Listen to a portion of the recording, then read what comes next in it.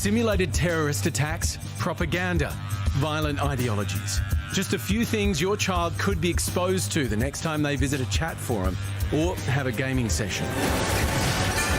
Pac-Man's a bad guy? The AFP is warning parents to keep a close eye on their kids' online activity, with a rise in youths being investigated for radicalised ideologies. What we are seeing is examples of extremists who are operating in the online environment, in some gaming platforms, as a way, I guess, to commence radicalising or exposing kids to extremism, to violence. One such platform is Roblox. Roblox has more than 65 million users daily, 45% aged 12 and under. Users can program their own games. Some on the platform include scenes from Nazi concentration camps and Chinese communist camps and Islamic State-style conflict zones.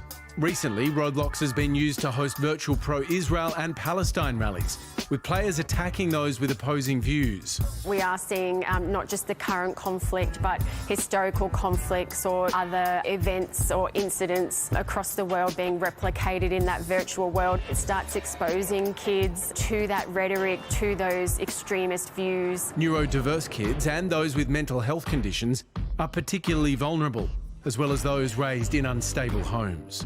And authorities say the festive season is prime time for extremists to close in. We're anticipating that lots of kids will receive gaming devices or technology for Christmas presents. If parents are noticing an increase in perhaps the frequency that their kids are talking about violence or, views that their children are holding that are concerning to parents, they are red flags that your child may be being influenced or radicalised online through these platforms. Dr. Mark Briskey is a former police officer who's now an expert in extremism and hate crimes. Dr. Mark, my kids, they're 5 and 7. They play a lot of Roblox. So this is something that I'm quite concerned about, and I think a lot of parents are. And you actually have real-life examples of how Roblox can be used to recruit some of these kids and radicalise them. How? Yes, well, Roblox is, it's been around for some time, as we know. What happens is that relatively simple games can be increasingly inhabited by people who will start testing the boundaries about what appetite there is for people digesting extremism whilst playing these games. I think people have read in the media how there's been everything from recreations of, horrifically, the 2019 Christchurch mosque terrorist attacks to being ISIS fighters. Dr. Mark, just to be clear, are we talking about an online culture of trolling here, where people are making offensive jokes amongst each other, or are we talking about organised extremist groups trying to recruit people? Well, there's elements of both.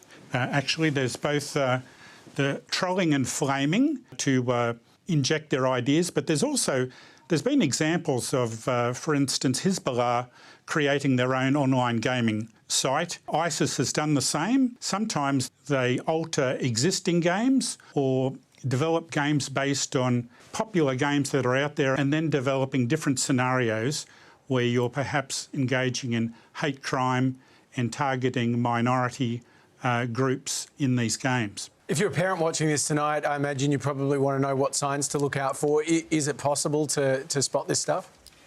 I think yes, there's a lot of things, I think, Hamish, that are quite common signs, such as evidence of a child, a young person distancing themselves from family, and any evidence of increasingly extremist views being displayed by the child, any hateful or charged language. A clear one, of course, is a fixation on a particular issue. That could be a conspiracy issue. It could be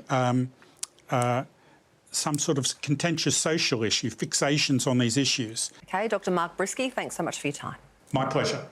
When your kids play Roblox, would you have a clue what they're walking into or what situations They show me, and I keep an eye on it, but I can't really follow it. It makes me quite queasy to watch. But there seems to be a chat box where they have conversations with people, which my kids don't really engage with because they're younger. But no. Yeah, I mean, you're not going to be sitting over their shoulder every second, exactly, right? Exactly. Yeah. Well, I was going to say what surprises me about the guidance there on how to spot it is that all seems to be Very late. signs that would appear very late in the Yes. game, right? Yes. If a kid's expressing wild views, it means they've been there and in it for quite a long time. Yeah, I think that as someone who spent a lot of his teenage years and to this day still playing a lot of video games, you will come across people who are awful on there. You'll come into contact with really unsavoury characters, and I think something my parents did for me, and I think a thing a lot of parents can do, is prepare your kid with instilling them values. So when they come into contact with these awful things, they know how to react to them. Yeah. But the bigger point is that big tech companies, whether it's gaming companies, whether it's social media or anywhere else where there's user-generated content, they could be doing more to censor this stuff. But can I ask, though, isn't there a bit of a blurred line here between incidents where there's actual proactive grooming going on, if you want to call it that, by malicious actors, and I suppose the tenor and tone of these environments whereby it might be quite common for people to do and say things that would be socially not acceptable in real life? Absolutely. So there's two things on that. Number one is these things can lead to the other. So as you initially start to try and out-offend your friends in these chat rooms, suddenly you might think it's funnier to visit some, for example, white supremacy sites or something. You might find it, a funny thing, a joke to get involved in some online hate groups, not realising that this is actually real and it's criminal and it's really bad, right? Yeah. And next thing you know, you've started off ironically, but now it's, far down the path. The other thing, though, is, like you were saying, there are actual groups, out there potentially trying to target kids to recruit them. But I think that is, to be clear, a very minority of people, That's...